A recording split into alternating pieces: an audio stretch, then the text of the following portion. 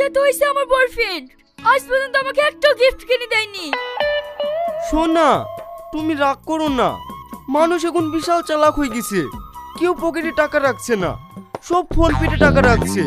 তাই সেরকম পকেট মেরে লাভ হয়েছে না। কি? না মানে বলছি, কিছু টাকা যে ইনকাম করে ম্যানি ব্যাগে রাখবো, সেই ইনকামটাই হচ্ছে না। ব্যবসার হাল খুবই খারাপ। তুমি বলে এই অঞ্চলের সব থেকে বড় শিল্পপতির ছেলে, তাহলে একটা সামান্য আইফোন কিনতে জন্য টাকা পাইছো না?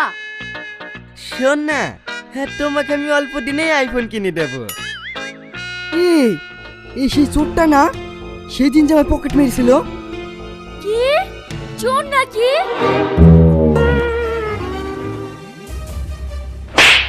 আমার বয়ফ্রেন্ডকে চোর বলো?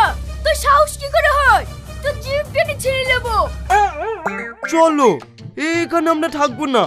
এখানকার মানুষজন ভালো না।